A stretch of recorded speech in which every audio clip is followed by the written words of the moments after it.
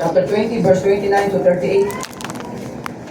Acts chapter 20, verse 29 to 38.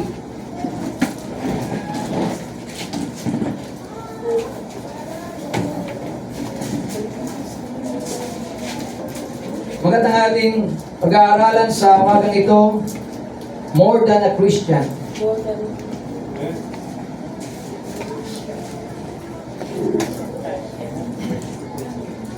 About kay Paul, no? Siya po ay isang Kristiyano. So, pamagat ng ating pag-aaral is More Than a Christian. Acts chapter 20, verse number 29 down to verse number 38. Acts chapter 20, verse 33, chapter 29 down to verse number 38. Nandiyan na po kayo, chapter 20. Amen. Verse 29. Hanggang 38. Amen. Okay, basahin natin ang sabay-sabay sa verse 29 down to verse 38. Ready? Begin.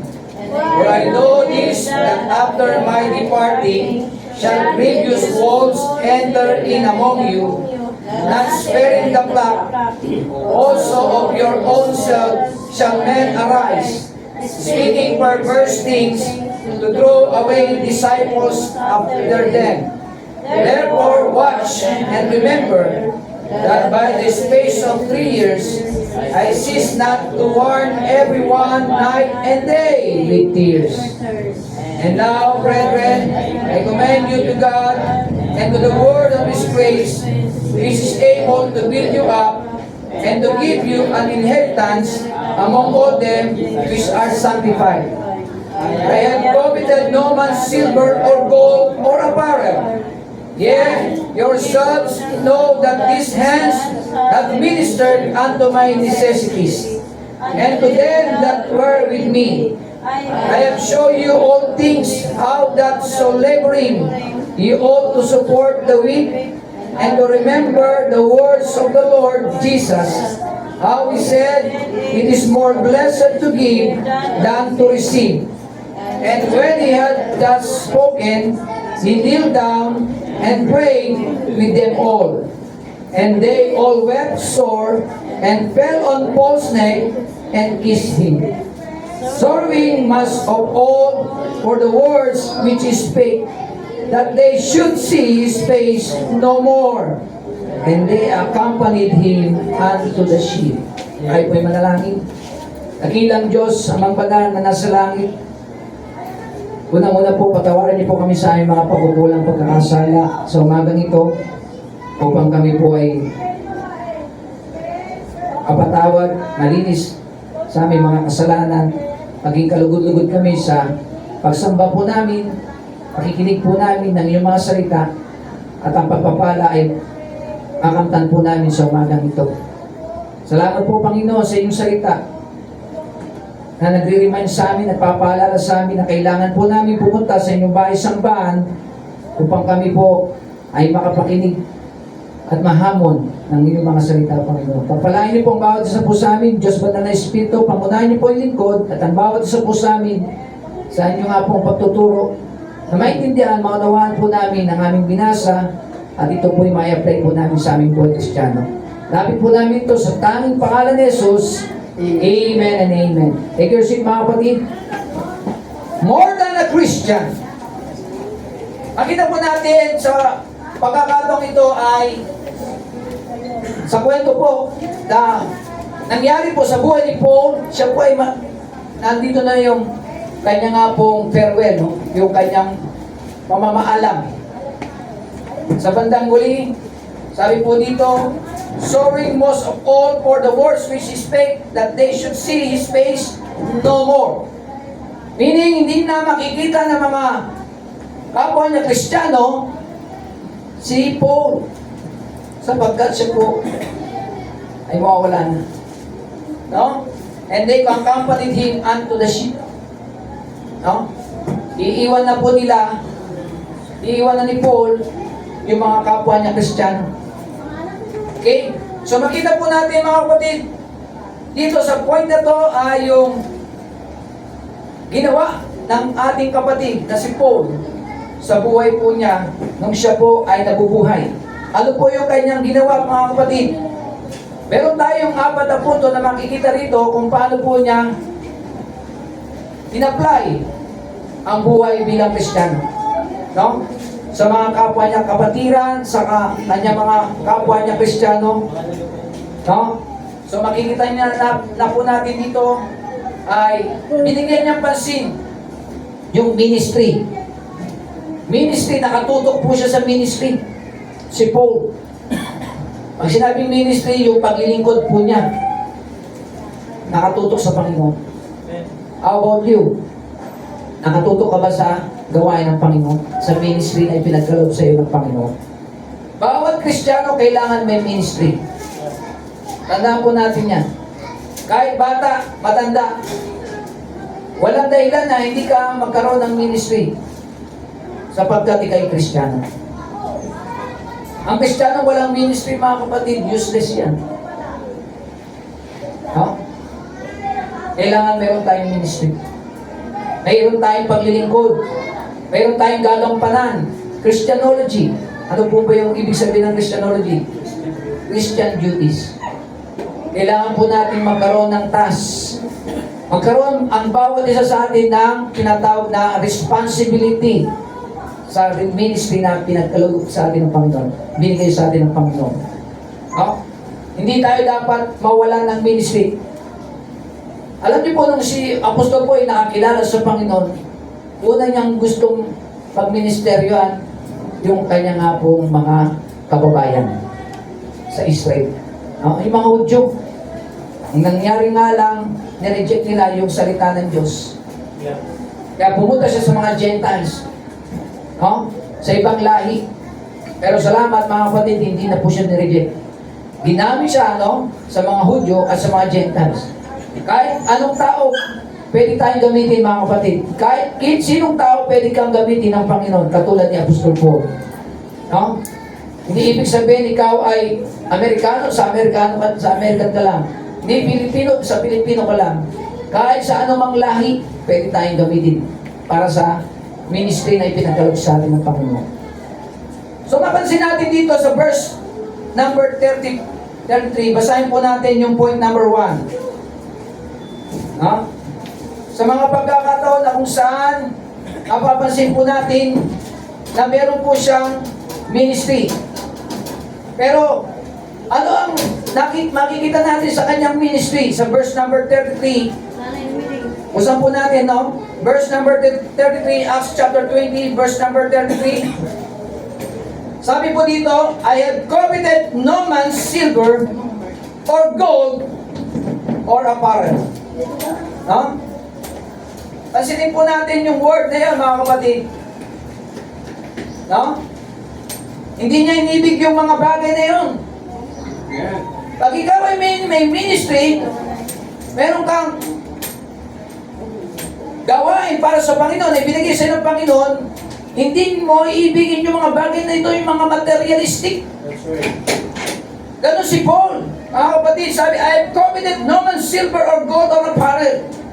Nung siya po'y nandito sa mga Kristiyano na kasama po niya, hindi siya nanghingi ng pera, Amen. ng gintos, pilak. Sabi po dito sa Bible, or apparel. No? Ano yung apparel? Yung mga gamit ng tao. No? Yung mga sinusuot ng tao. So makita po natin yan, mga kapatid. Dito sa verse number 3, mapapas 33, hindi niya inibig ang mga bagay ito. No? Hindi siya kinakitaan na kung saan ay naging materialistic po si Paul. Wala po tayong makikita sa kanyang buhay. No? Iba ang motibo niya. Ang motibo niya ay pangaral ang salita ng Diyos. No, minsan ang motibo ng tao sa lingkod ng Diyos ay nakikita na siya ay nag-iisip na materialistic ang isang lingkod na naglilingkod sa Panginoon. No? Di naman natin may iwasan yan, mag-isip, minsan talaga dumarating din po yan sa isang nangangaral, no? Nagiging materialistic yung iba. No? Pero hindi naman po lahat na katulad ni Paul. Pero salamat po, na ito ang dapat tularan natin kay Paul, na siya po ay hindi materialistic. Buksan po natin dito sa 1 Timothy 1:5. 1 Timothy 1:5, basahin po natin.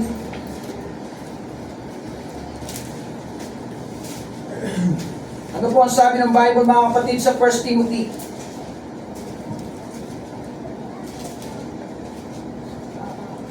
Sabi dito sa 1 Timothy 1:5, now the end of the commandment is charity, out of a pure heart, no? And of a good conscience, and of faith and pain. So point number 1, makikita natin sa ating kapatid na si Apostol Paul, meron siyang pure heart. No? Makikita natin meron siyang, he has a pure heart. Meron siyang pure heart. Ibig sabihin, dalisay na puso. No? Walang kapintasan yung puso niya. No? Busilak. Yan po makikita natin kay Apostol Paul. Kaya hindi po siya yung motives niya hindi sa mga material na bagay. Hindi sa mga pera, no? O mga alahas, o mga bagay na meron yung tao, hindi niya yon binasa. No? May time, mga kapatid, ang Kristiyano nagnanasa sa mga bagay na mga mundong bagay kaysa ministry na ibinigay sa kanya ng Panginoon. Huwag po natin hangarin yung mga bagay dito sa mundo. Sabi ng Bible, love not the world, neither the things that are in the world. If any man love the world, the love of the Father is not in him. Amen. 1 John, chapter 2, verse 15. No? Kailangan hindi po natin mahalin yung mga material na bagay dito sa mundo. Minsan ang Kristiyano, mas mahalaga pa yung materialistic kaysa Panginoon. No, hindi balance. Kailangan mas angat ang Panginoon kaysa mga bagay dito sa mundo. Amen. Magiging top priority mo ang Panginoon, dapat magiging una ang Panginoon sa buhay ng Kristiyano. More than a Christian. Ganun po dapat ang Kristiyano. No? Mas nakapokus ang Kristiyano sa Panginoon. Seek ye first the kingdom of God and His righteousness, and all these things shall be added unto you. So makita po natin, kailangan po natin, sabi sa verse 15 ng 1 John chapter 2, verse 15, love not the world, neither the things that are in the world. No? Yung mga bagay na nandito sa mundo, hindi dapat natin mahalin. No? Minsan yung puso ng tao, nandun yung hindi pure heart ang makikita natin pag minamahal natin ang mundo. Pag minahal mo ang mundo dito, hindi dalisa yung puso mo. Hindi po sila, kasi mas ninais mo pa yung kayamanan dito. Hindi masama maroon, meron tayong pera. Hindi masama magkaroon ng salapi. Pero pag minahal mo yung salapi, kaysa Panginoon, hindi na maganda. Kaya yung nagiging greedy ka na sa salapi kaysa Panginoon. For the love of money is the root of all evil. Kaya huwag po natin gawin, mas mahigit pa yung pera kaysa Panginoon. Yes, set your affection on things above, not on things on the earth. Kailangan nakatutok yung ating pag-ibig sa Panginoon. Sapagkat sabi sa John 3:27, a man can receive nothing except it be given him from heaven. No? Yes. For what shall profit a man, he shall gain the whole world and lose his own soul. Makamtan mo man ang kayamanan dito sa mundo. Kung yung kaluluwa pupunta sa impyerno, sayang yung mga nakamtan mo. Kung yan ang naging priority mo. Huwag natin maging priority ang material. Kaya sinabi ni Apostol Paul, dito mga kapatid, hindi niya hinangad yung mga material na bagay, ginto, pilak, at yung mga kasuotan. Apparel na sinusuot ng mga tao. Yes, maganda nga yung sinusuot mo. Hindi naman masama yung magsuot ka na maganda. Pero kung yan ang nagiging masigit kaysa Panginoon, ay hindi na. No? Halimbawa, May maganda kang damit, pwede naman dalhin yan sa church. Binigay mo yung best mo, pero yung motibo mo tama. Pero kung mali ang motibo mo, may maganda ka, pinagyayabang mo, yun ang mali. No? Kailangan napiplis ang Panginoon doon sa maganda mong damit. Amen. Hindi yung napiplis ka, hindi yung na pinagmamalaki mo, yung damit na maganda. No? Kaya nga mayroon tayong tinatawag ng modest apparel. Ibigay natin yung best natin. Deuteronomy 22 verse 5. Yes, di ba? So, kaya kailangan makita po natin yun. Yung pure heart ni Apostol Paul. So, kailangan maging ganun tayo. Dalisay, busilak yung ating puso pagdating po sa mga bagay-bagay. Hindi natin dapat priority yung mga material. Ang priority natin, yung ministry natin sa Panginoon, yung ating ginagawa para sa Panginoon. Ikaw at ako, may gagawin tayo sa Panginoon. No? So, he has a pure heart. No? So, makita po natin, meron siyang pure heart na mapapansin po natin. Balik tayo sa Acts chapter 20.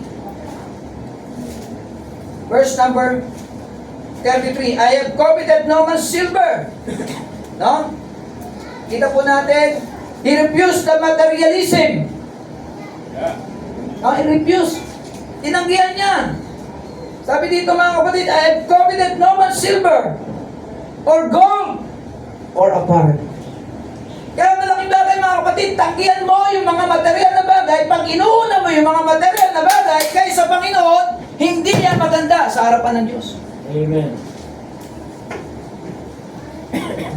Kaya nagpapasalamat ako, may mga kapatid po nagsasabi, no? In business ka, pero inuuna mo ang Panginoon kaysa business.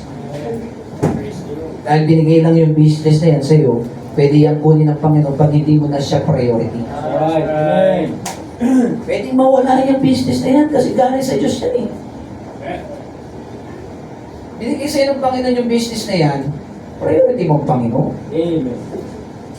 No? Kasi Praise the Lord. magiging focus natin ng mind, ng puso natin at ng mag-isip natin doon sa material. At hindi na natin nauuna ang Panginoon na nagbigay ng material sa atin. Makita niyo po, no? Kaya sinabi dito, yung puso, nasa puso yan. Ano yung sabi ng for the love of money is the root of all evil? 1 Timothy 6:10. Basahin po natin. 1 Timothy 6:10. Yung binanggit po ni Sister D, narin ko siya, kanina, no? 1 Timothy. Nandito yan, sa 1 Timothy 6:10. Sabi po dyan, sa 1 Timothy.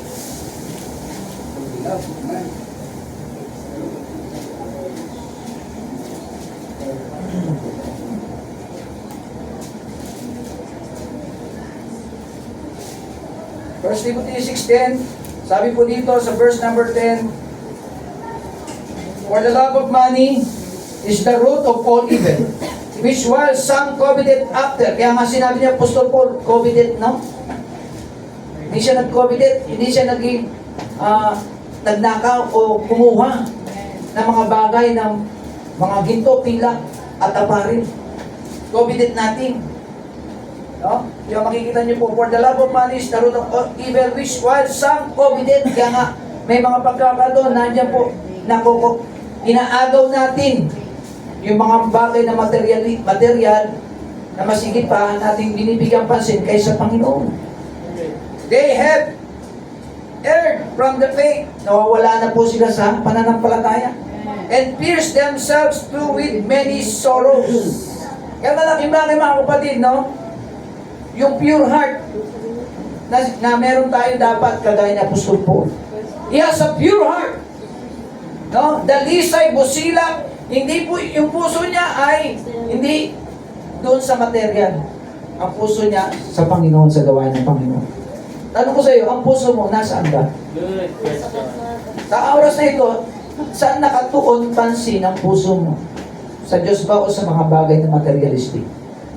Materialism. Hindi po dapat sa materialism. Amen. Hindi dapat sa pera. Kaya pera nawawala. No? Hindi mo ma-enjoy pag namatay ka na. Hindi natin ma-enjoy yan pag tayo wala na. Right. Pero ma-enjoy natin sa langit pag tayo meron po pinariority natin ng Panginoon. Amen. Pag siya ang muna sa atin, ma-enjoy natin ang ating buhay. Amen. No? Kasi nandun na tayo sa langit. Mas masaya doon. Okay? So makita natin na tayo po, hindi masama magkaroon ng pera, pero kung yan ang Judges mo na. lalayo sa iyo sa Panginoon, hindi na maganda. Right. Hindi maganda pag kaya na yung ginamit mo na para mawala ka sa presensya ng Panginoon, sa will ng Panginoon. Okay? So kailangan po natin naging priority ang ating Panginoon, no? Kaya kailangan hindi tayo maging manghangad sa mga bagay o material na bagay dito sa mundo. Kaya yan po makikita natin. Naging kontento po si Paul sa kanyang buhay Kristiyano. Alam niyo po yung contentment? Naging sapat na sa kanya. Kahit na maliit na alaga o kahit na maliit na bagay sa kanya na meron siya, kontento na siya doon, masaya na siya. Minsan ang Kristiyano, hindi siya kontento sa mga bagay na meron siya. Hello? Kaya kailangan tayo mga kapatid, makontento tayo, maliit man na bagay, meron ka man konting pera, sapat na yun para sa iyo. Amen. Kasi alam ng Panginoon, yun ay sapat na sa iyo. Yung maraming ang pera, pero makikita niyo po, ang layo-layo niya sa Panginoon. Pero ikaw, na kahit na konti lang ang iyong mga ari-arian, no? Yung meron ka lang konti ay sapat, pero may Panginoon ka, Amen. ay mahalaga na yun. Right. Pero napakalapit mo sa Panginoon. Pero yung maraming pera, limpak-limpakan sa labi, ang layo sa Panginoon. Laging busy sa mga bagay-bagay dito sa mundo. Pero pag meron kang Panginoon, priority mo siya, masaya. Kontento ka kasi. Kasama mo ang Panginoon, kasama mo ang pamilya mo, magkakasama kayo dito sa church, magkakasama kayo naglilingkod. Ang maliit man yung inyong nga pong simple lang yung pamumuhay nyo, pero masaya. Yan po ang kagandahan po. No? Ganun si Paul. Kontento siya sa kanyang buhay. No? Maayos ang kanyang testimony. Pag busilak ang kanyang ang ating puso, busilak, dalisay ang ating puso, yung ating testimony, tama. Ganun po siya. No? Hindi siya materialistic eh. Hindi siya tumitingin ito sa pera, mga bagay dito sa mundo.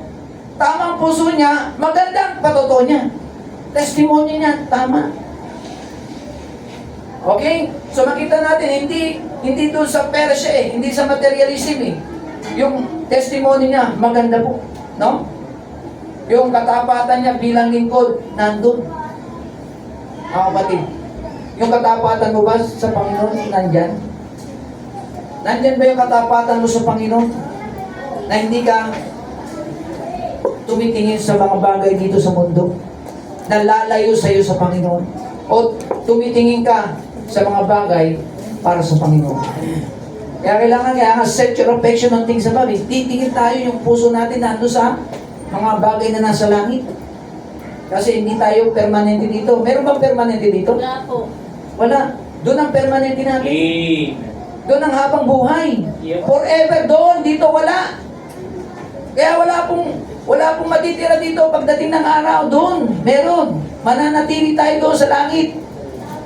Yun ang kagandahan po ng pagiging Kristiyano. More than a Christian! More than a Christian, mga kapatid. Pakikita po natin si Apostol Paul. No? More than a Christian siya. Higit pa sa pagiging Kristiyano, makikita natin sa kanya, good testimony ang meron siya. Yung puso niya tama, pure heart, dalisay busilak. Acts 24 verse 16. Basahin po natin. Acts chapter 24, verse number 16. Ano po ang sabi dito mga kapatid? Sa Acts 24 verse number 16. Verse number 16, I herein do I exercise myself to have always a conscience void of offense toward God and toward men. Tingnan niyo po, meron siyang conscience. Tayo may konsyensya, no? Na dapat natin magawa yung tama sa harapan ng Panginoon. Toward God. Maging sa tao din, toward men. Ano po yun? Testimony. Hindi lang sa Diyos, kundi rin sa tao. Yung ating patotoo ay maging dapat maganda, no? Maging tama sa harapan unang-una ng Diyos at maging sa harapan ng tao. Amen. Right. Yung toward God and toward men. Amen. Good testimony meron po si Apostol Paul. Yun ang dapat natin gayahin po kay Paul, yung maganda yung kanyang patotoo. Ang tanong, maganda ba ang patotoo natin? Good question. Sa Diyos at sa mga taong nasa paligid natin? Mga kapatid, tayo ay living sacrifice. Living testimony tayo. No? Buhay na patotoo tayo. Yung patay nga, nagiging patotoo pa eh. Lalo-lalo na yung buhay. Ikaw at ako ay buhay na patotoo, nakikita tayo. Amen. Para tayong salamin. Mga kapatid, tinitignan natin yung ating mga sarili sa salamin, mga kapatid. At nakikita natin kung ano yung ating patotoo.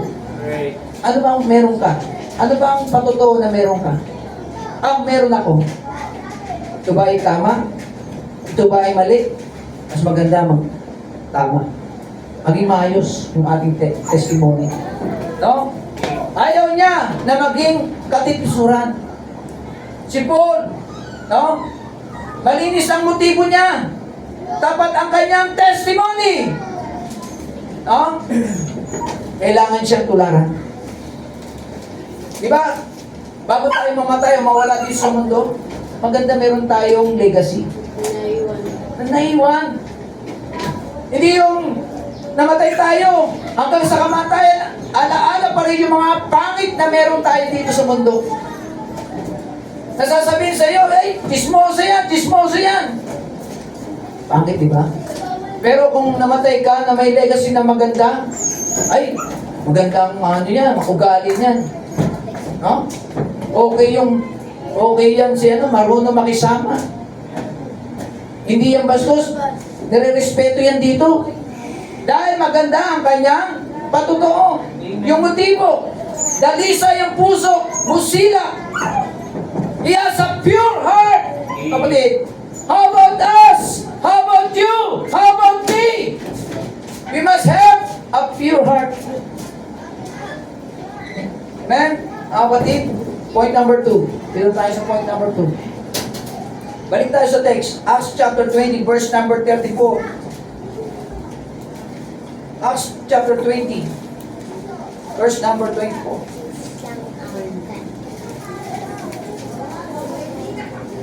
Ano po makikita natin dito sa Acts chapter 20? More than a Christian, mga kapatid, higit pa sa tawag sa iyo bilang Kristiyano, ang dapat mong meron ka. Okay? Higit pa dapat doon sa tawag sa iyo bilang Kristiyano. Mas higit pa doon ang dapat na meron tayo. Kaya si Paul, he has a good testimony. He has a good motive. No? He has a good testimony, he has good motive. Yan po makikita natin kay Paul. Hindi siya materialistic. Maganda ang kanyang karakter. Amen? Verse number 34, sabi dito, ye yourself know that this hand, take note, that these hands have ministered unto my necessities. Amen. Masipag po yung kanyang mga kamay. Nagsasakripisyo si Apostol Paul para sa kanyang buhay Kristiyano. Amen. Kapatid, may sakripisyo po siya. Sabi nga ng iba, mga nagtatrabaho, ang umaga, ginagawang gabi. Ang gabi, ginagawang umaga. Kapatid, isa sa buhay ng Kristiyano, pwede mo rin gawin yun. Minsan tayo mga kapatid, sobra-sobrang trabaho natin sa secular na bagay. Mas lalo dapat sa spiritual na bagay. Mas marami kang oras sa secular, pero sa Panginoon, kukunti ang oras mo. Kukunti ang oras natin. No? Yung kamay ni Apostol Paul, habang kahit na siya po ay madaling araw, habang siya po ay mayroong panganib sa kanyang buhay, Ang mga kamay niya, ang katawan niya, ginagamit niya para sa Panginoon, sacrifice. Point number 2, he has a sacrifice. No? Sacrifice po siya. Nandiyan po yung kamay niya, na kahit na po pagod na pagod, nagtatrabaho para sa Panginoon. Minsan may mga Kristiyano, mayroon pa ang kasabihan na yung isang tao. Okay lang tamad, hindi naman pagod. Tama ba yun? Sabi ng Bible, ang mga hindi nagtatrabaho, huwag pakainin. Right. Amen. No? Tama ba yung kasabihan na yun? Okay lang tamad, huwag lang hindi naman pagod. Hindi ka nga pagod, tamad ka naman. Tama ba? Eh, hindi po magandang ano yun. Yung expression na yun, yung terminology na yun, hindi maganda. That's not good in business. Yes, not slothful in business, fervent spirit, serve the Lord! Amen. Kaya ka naglilingkod, hindi ka dapat slothful, hindi ka dapat tayo tamad. Amen. Right. Minsan mga kapatid, tamad tayo sa bahay. Minsan tamad tayo sa church. Sikapin natin mga kapatid na maging masipag. Unang-una sa Panginoon. No? Sa tahanan natin. Ganun si Paul. Mga kamay niya. Sabi niya sa verse number 34, hands have ministered unto my necessity. Sa kanyang pangangailangan, kumikilos siya para sa kanyang pangangailangan. Higit sa lahat, kumikilos siya sa gawain ng Panginoon. Ministered. Kanino siya nagministeryo? Sa Panginoon. Amen. Yun ang nagsusupply ng kanyang pangangailangan pag nagmi-ministry siya sa mga kapatiran, nag-aakit ng kaluluwa, nagbabahagi ng salita ng Panginoon, ginagamit yung mga Kristiyano na yon kay Paul Amen. for the ministry. And to them that were with me. Now, tingnan niyo po, and to them, sa kanila, that were with me, nakasama niya. Yun ang ginagamit para sa kanyang pangangailangan. Kapatid, di ba?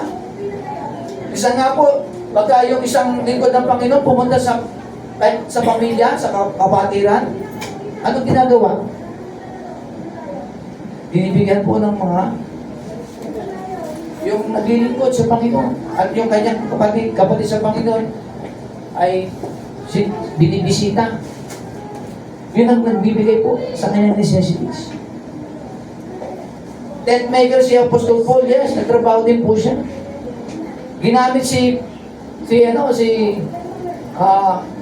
Priscilla at sa Aquila. Di ba? Hindi si Ananias at Sapphira, baka magkaano tayo doon, hindi yung magkasawang si Ananias at Sapphira. Priscilla and Aquila. Ang isang ano yun eh, no? Yung Priscilla and Aquila saka yung si Ananias at Sapphira. Si Ananias at Sapphira, nasira sa Sapphira. No? Pero si Priscilla and Aquila, yun ay ginamit para ano, supply ang pangangailangan ni Apostol Paul. No? Siya ay naging katuwang. Sila ay naging katuwang mag-asawa doon sa buhay ni Apostol Paul. Ako niyo po? So makikita natin, napapansin natin si Paul, no? Naglilingkod, tumutulong, no? Sa kanya nga pong pagministeryo sa gawain ng Panginoon. Makita po natin yan. Kahit na may danger sa buhay niya. Marami pong danger sa buhay ni Apostol Paul na siya po ay nagministeryo para lamang po sa Panginoon. Kahit ang buhay niya, ang kapalit, mga kapatid, kahit ang buhay ni Apostol Paul, binibigay niya sa Panginoon kahit may panganib sa kanyang buhay, bibigay niya for Christ's sake. Woo! Amen. Yung ginagamit po ni Paul. Amen. Bibigay mo ba ang buhay mo? Kahit na ikaw, no? Bibigay mo ba kahit na ikaw ay binata? O dalaga? Amen. On. Isa po minsan na mga kapatid, no? Purong sulong. Hindi po tayo dapat purong sulong lang. Isa may mga purong sulong sa buhay ng Kristiyano. Minto. Pagdating po sa battle o labanan, no? Huwag po natin gayahin po yung iba, katulad ni Demas, no? Makikita po natin ang nangyari sa buhay ni Demas. Di masyadong hindi nagbabasa ng Bible, di masyadong hindi nagbibigay, di masyadong hindi nag-entertain sa mga kapatiran, no? Ano lang po siya? Ang in-entertain niya lang yung mga VIP. Pero wala sa kanya yung mga simpleng mga kapatiran, no? Tinataboy niya pa yung ibang mga kapatiran. Yan po si Demas, no? So malaking bagay na maging kagaya po tayo ng ating kapatid na Paul, no? Pwede po tayo maging kagaya ni Paul sapagkat ang nais ng ni Paul ay may share niya po yung kanyang testimony sa mga katulad po natin sa panahon natin ngayon, no? So makita natin yung buhay po ni Apostol Paul. He has sacrifices. Number 1, ano yung number 1? He has pure heart. Number 2, he has sacrifices. Okay, number 3, dito na po tayo sa number 3. Acts chapter 20. Kaya huwag po tayong maraming complain. Right. Pagka-sakripisyo, maraming complain ng Kristiyano. Marami pong minsan murmuring, complaining pagka nagsasakripisyo ka sa Panginoon. Huwag kang mag-complain at murmuring. Right. Ginagawa mo yung sakripisyo alang-alang sa Panginoon. Hindi alang-alang kay pastor, hindi alang-alang kay sister or brother. Alang-alang sa ating Panginoon, ginagawa mo yung sakripisyo. Yay! No? For Christ's sake. Okay, point number 3. Dito na po tayo. Ano ang sabi sa Acts chapter 20 verse number? Dito tayo sa 35. Acts chapter 20. He has a pure heart. He has a sacrifices. Number 3, he has compassion. Compassion, mga kapatid. He never lose his compassion. Yay! Hindi nawala ang kanyang pag-ibig, pagmamahal, pagsinta sa kanyang mga kapatid sa Panginoon. Ikaw, kapatid, mahal mo ba ang kapatid mo sa Panginoon? Amen. Mahal ba natin ang ating mga kapatid dito sa FPC Marikina? Amen. Huwag mawawala ang compassion mo sa kapatid mo. No? Encourage natin yung mga kapatid natin. Yung mga hindi nakaka-attend. No? Encourage natin sila. Huwag natin hayaan mawala po sila sa linya ng ating Panginoon. No? May compassion dapat tayo. Right. Katulad po ni Apostol Paul. Acts chapter 20, verse number 35. Ano po ang sabi ng 35? I have shown you all things. No, pinakita niya lahat ng bagay. How that so laboring, he ought to support the weak. No, nag-support. Nandun dapat yung pag-suporta natin sa mga nangihina. Spiritual. No? May mga nangihina spiritual. Kailangan palakasin natin sila. Encourage natin sila. Motivate natin sila. Kailangan natin yung sila po ay mapalakas natin sa kanilang pananampalataya sa buhay Kristiyano po nila. Yan pong nais ni Paul, mga kapatid, sa verse 35. No, support the weak and to remember the words of the Lord. No? Amen. Ipaalala sa kanila ang salita ng Panginoon ng ating tagapagligtas. How he said, it is more blessed to give than to receive. Yay! Binibigay mo ba ang buhay mo sa kapatid mo? Amen. On. Na mayroon kang pag-ibig? No? May pag-ibig dapat tayo. Yes. More blessed to give. Hindi, alam niyo, pagbibigay, hindi lang sa pera. That's right, sir. Pati yan sa pag-ibig mo, sa kapatid mo sa Panginoon. Amen. Pagsunod yan.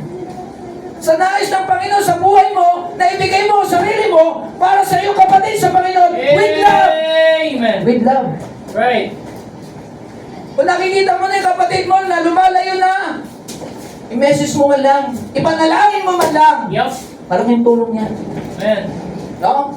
At sabihan mo, kapatid, na-miss ka namin. Pinagpipray ka namin dito sa church. No? Malaking bagay po yung panalangin sa kapatiran. Virgin boys. Panalangin po natin. Yes. Yung mga wala po dito. Kailangan nila. Higit sa lahat ng panalangin. Ikaw, kapatid, kailangan mo rin, di ba? Malakas man tayo o mahina, kailangan natin ng panalangin sa isa't isa. Amen. Yay. Para hindi po tayo maisaan ng kalaban. Kasi kung ikaw at ako ay hindi prayerful, hinaan dyan ang kalaban. No? tayo po ay titirahin sa ating pananampalataya. Kailangan po natin, ano po ang sabi ng Bible?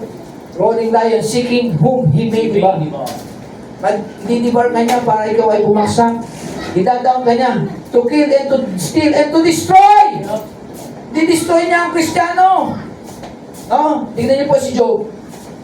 Ang pananampalataya ni Job, nasubok. How about you? Pag sinubukan ka ba, na katulad ni Job, bigay-bigay ka ba? Wag. Yes, amen. Pag sinubukan ka kagaya ni Job, maging kagaya ka ni Job, huwag kang bibigay! Amen. No? Sinubukan si Job, namatay ang kanyang mga anak, 10, nawala lahat ng kanyang ari-arian, lahat ng kanyang mga substance, kabuhayan, Mga anak. 10 anak, 7 lalaki, 3 babae. Pero hindi niya hindi niya sinisi ang Panginoon. No? Hindi na wala sa kanyang Panginoon. Amen. Hindi siya nag-complain, hindi siya nag-murmuring sa Panginoon. Wala po siyang negative na sinabi sa Panginoon. How about us? Tayo minsan sinasabi natin, Panginoon, bakit nangyayari ito sa akin? Kung kailan ako naging Kristiyano, bakit nalalo akong namumblema? Lalong naging mahirap ang buhay ko? No! Sinusubukan ka lang. Sinusubukan lang tayo. Pinatitibay lang tayo sa ating pananampalataya. Sabi ng Romans 8:20, no? All things work together for our good. Yung mga bad things and good things na nangyayari sa ating buhay, mga kapatid, para sa ating kabutihan. Amen. Para sa ating kabutihan. Isa kala natin nung nagkaroon lang tayo ng malaking problema. Pasan-pasan mo, para kang Sharon Cuneta, pasan mo ang daigdig. Hindi po yun. Tinetest lang po tayo. Tinetest lang tayo sa ating buhay Kristiyano kung tayo ito po ay bibigay ba. Kaya papasok ang biyaya ng Panginoon pag hindi mo na kaya. Yung mga nangyayari sa buhay mo, papasok ang biyaya ng Panginoon. At doon makikita mo ang amazing ng Panginoon. God's amazing grace.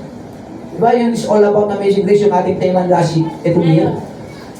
No? It's all because of God's amazing grace. Amen. Kung bakit ikaw at ako nabubuhay pa ngayon, mga kapatid, dahil sa biyaya. Ang dakilang biyaya ng Panginoon Right. na binigay sa iyo ng Panginoon. Okay? Ano yung number 3? He has passion. Amen. He has a pure heart. He has Sacrifice. sacrifices. And he has a compassion. And the last, dito tayo sa last. Kapatid, point number 4. Basahin natin Acts chapter 20. Balik tayo sa ating text. Acts chapter 20 verse number 36 hanggang 38. And when he had thus spoken, he kneeled down. Now lumuhod po si Apostol Paul. Anong ginawa po niya? And prayed with them all. Hello mga kapatid, meron siyang pag-ibig para sa kanya mga kapatid. Yes, love. Yes, love. And praying for them all. And they all wept sore and Paul's neck and kissed him. Oh, nung siya po ay aalis na, anong ginawa ng mga tao sa kanya?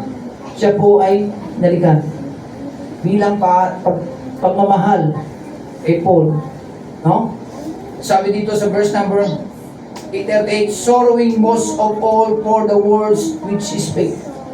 Ano po yung kanyang makikita niyo po, yung kanyang spirit, yung kanyang soul. Diba na pag-aralan natin yung soul? Connected doon sa emotion, sa puso. So meron po siyang kaluluwa, yung kaluluwa ni Apostol Paul, sorrowing. Sabi niya, sorrowing most of all for the words we spake, that they should see his face no more.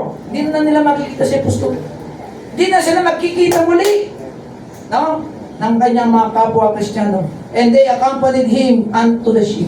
Dinala po siya. Sinama po siya doon sa ship. Di ba parang yung mga maglalakbay? Sasakay ng vapor, ng ship, ng cruise? O kaya mag-a-abroad? No? Bon voyage? So yun po, mga kapatid. Nakita nyo yung may pag-ibig po siya. He has the love, mga kapatid. He has the love. Kita po natin, meron siyang pag-ibig. He finished with love. No? Nagtapos yung kanya nga pong ministry na may pag-ibig. Unang-una sa Panginoon at sa kanyang kapatid sa Panginoon. No? Nag-iiyakan sila. Nakapansin niyo po dyan? No? Wept sore sa verse number 37. Nung sila po ay nagkaroon ng tinatawag na get together. Bago umalis po si Paul, no? Nagkaroon po ng iyakan. Nagkaroon ng yakapan. Nagkaroon ng iyakan. Habang nagsasalita, makita po natin si Paul, iba ang kanya nga pong naramdaman, sorrowful. Yung kanyang kaluluwa, damdam niya yung pag-ibig. Kapatid, kung ikaw, kapatid, mahal mo ba ang kapatid, unang-una ang Diyos sa puso mo? Kailangan mahal natin. At ang kapatid natin sa Panginoon. Kailangan po natin magmalasakit sa kapwa. May malasakit ka ba sa iba? Hello? Ano sabi ng Philippians chapter 2 verse 4? Basahin po natin. Philippians chapter 2 verse 4.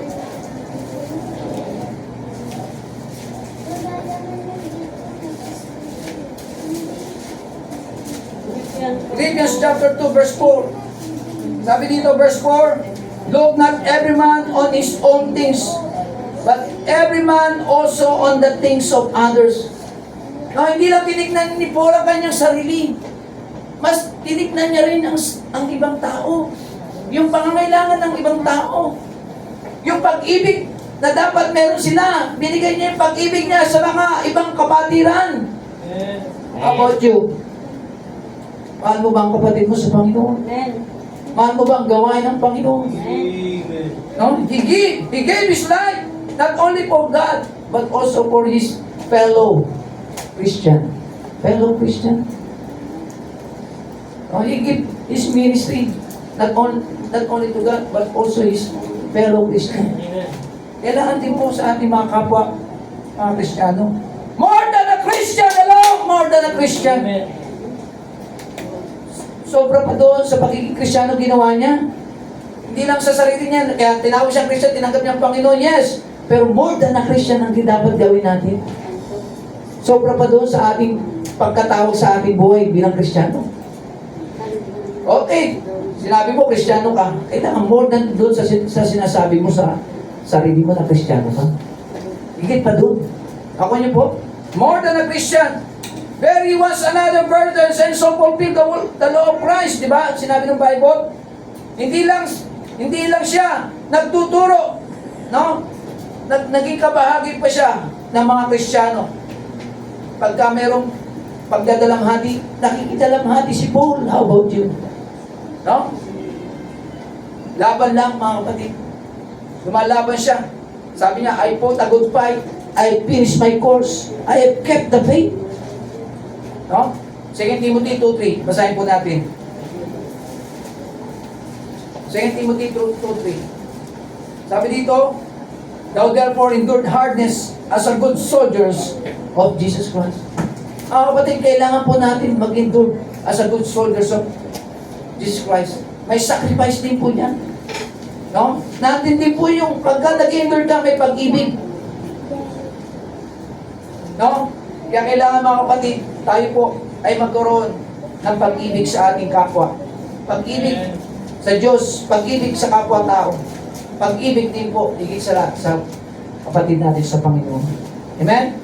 So number 1, ano yung una? He has a pure heart. Number 2, he has sacrifices. Number 3, he has compassion. And number 4, the last, he has the love. The love, no? For the brethren. For the ministry. No? So makita po natin yan. Yung ating pong, and the conclusion, makikita po natin. No? Kung ikaw, kapatid, mas pinili mo ang pagiging Kristiyano, piliin mo ang ginawa ni Apostol Paul. He has a pure heart. Gawin mo na ang puso mo ay maging dalisay, busila. Sa umagang ito, sa about time, Ano sinabi dito sa verse 37? They pray. Nanalangin po sila. Why not you go down in the old-fashioned altar at manalangin ka? At iluhod mo sa Panginoon sa umagang ito na magkaroon ka ng pure heart sa iyong buhay, sa iyong puso. Amen. Magkaroon ka ng tinatawag na sacrifices. Sabihin mo sa Panginoon, sa umagang ito, Panginoon, kailangan ko. Yung Panginoon. Pag-unahin ka, magsasakripisyo ko, alang-alang sa iyo. At magkakaroon ka ng compassion sa iyong buhay, Kristiyano. Katulad ni Apostol Paul. Yes, compassion for the soul. How about us? Meron ka bang compassion sa mga kaluluwang naliligaw, nalandas, patungo sa impyerno? Kailangan ka na at kailangan natin magkaroon ng compassion for the lost soul. Marami pong pupunta sa impyerno. Pero meron ba tayong compassion? Magkaroon ka ng compassion. Magkaroon tayo ng compassion. Bakit natin ginagawa street preaching? Bakit tayo lumalabas? Yes, para magkaroon tayo ng compassion for the lost soul.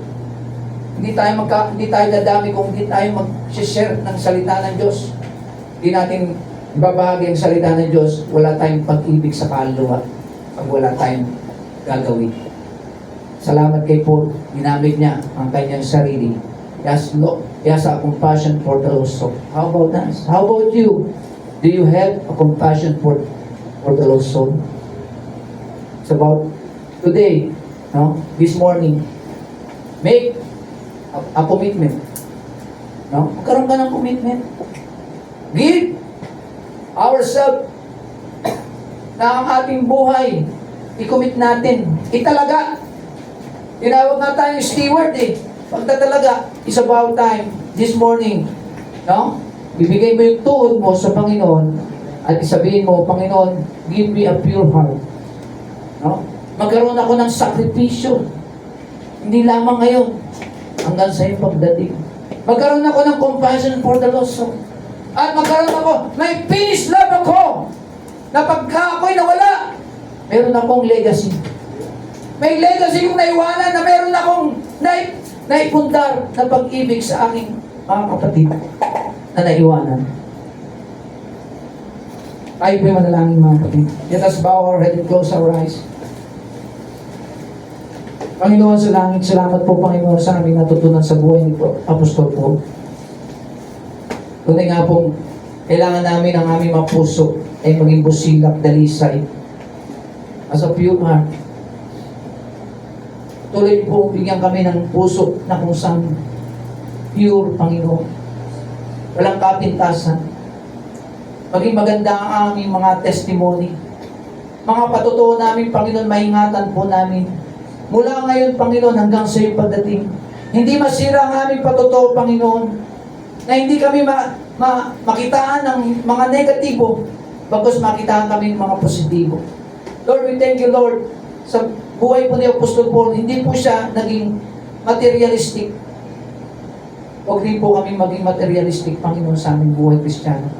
Makontento kami sa meron kami, Panginoon, na galing sa iyo, Panginoon.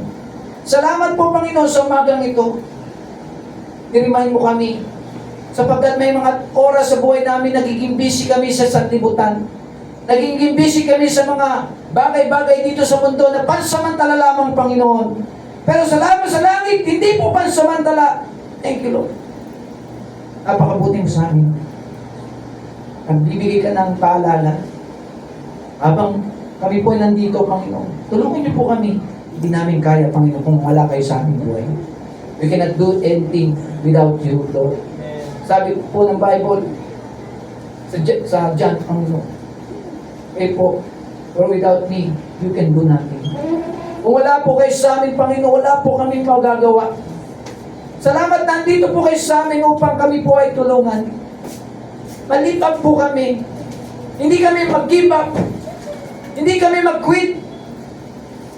Hindi kami mag-U-turn. Bagkus kami po ay mag-forward. Thank you, Lord. Sa buhay po ni Apostol Paul, meron din po siyang compassion sa mga kaluluwa na pupunta sa impyerno. Meron din po siyang pag-ibig sa mga kapatiran. Tulungan niyo po kami, Panginoon, na hindi mawala ito Sapagkat minsan sa aming buhay, sarili lang namin ang iniintindi namin. Hindi po ang iyong ministeryo. Hindi po ang mga kapatid namin sa pananampalataya. Magkaroon kami ng compassion. Una-una sa gawain mo, Panginoon. Marami pong gawain po dito. Sabi po ng Bible, the harvest is truly plenteous, but the laborers are few. Lord, we thank you, Lord. Marami po ang gagawin sa gawain ng Panginoon, pero kukunti lamang po ang gumagawa. Mangusap po kayo sa puso ng iyong mga anak, Panginoon. Maging backup po sila. Maging committed, Panginoon, ang mga kapatiran ng mga bawat isang po sa amin. Salamat po, Panginoon, hanggang sa matapos po ang kanyang ministry, Panginoon, si Paul ay nantili ang pag-ibig niya. He finished with love sa kanyang mga kapatid, Lord. Kailangan po namin ito, Panginoon, hanggang sa inyong pagdating. Sabi po ni Paul, I have fought a good fight and I finished my course, I have kept the faith. Lord, we thank you, Lord. Paalala po ito sa amin. Habang kayo po'y nakayuko, nakapikit. Tawagin natin ang ating Yanis. Ayan. It's about time. It's about time. Ikaw ay lumuhod at bigay mo ang load na yan sa Panginoon. Surrender mo ang buhay mo. Give! The best you can give sa ating Panginoon. It's about time, kapatid. Nangusap ba sa iyong Panginoon sa mga ganito? Why not you come in the old-fashioned altar and give yourself, your life to God right now, not only tomorrow, but all the way. It's about time. As the piano's playing, kayo po ay makinig. I surrender po. Hindi po. Awit po tayo. I surrender po. Habang nakayo ko, ako po awit. I surrender po.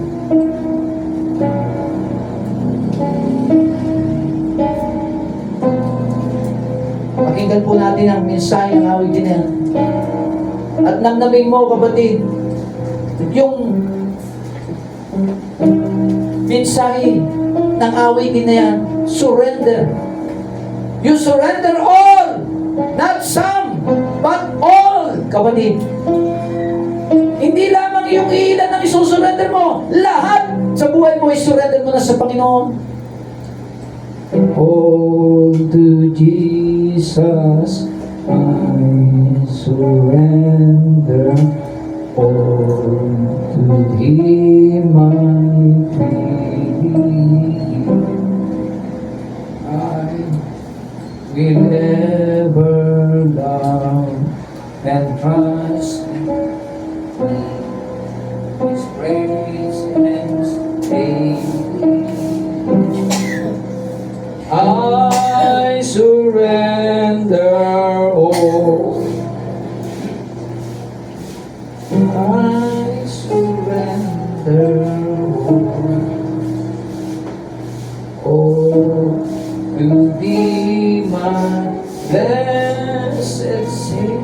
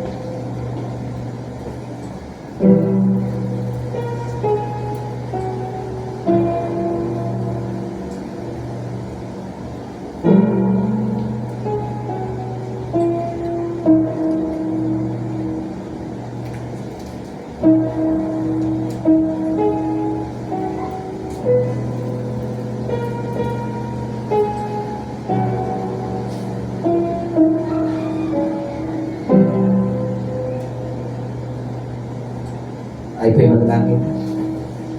Panginoon sa langit, salamat po Panginoon sa tagumpay ng inyong mga pong mensahe. Sa inyong nga pong ginawa sa buhay ng inyong mga anak. Muloy po namin magawa ang aming nga pong trabaho sa inyo. Ang inyong nga pong ministry, mapaglingkuran po namin kayo ng tapat. Walang kapintas sa aming puso. Karoon kami ng mga sakripisyo na walang murmuring, complaining. At magkaroon po namin ng pag-ibig sa mga kalwa na naliligaw ng landas. Mga kapatiran namin manghihina, encourage po namin. Bago kami mawala sa mundong ito, ay mapiis po namin na may pag-ibig sa inyo, Panginoon. Sa inyo at sa inyong gawain, sa aming mga kapatid sa Panginoon. Lord, we thank you sa aming natutunan. We praise you, we love you. At itong aming samot na lang sa tanging pangalan ni Jesus. Amen and amen. And praise the Lord. Okay, tayo po ay tapos sa ating prayer. Huwag natin ang kapatid na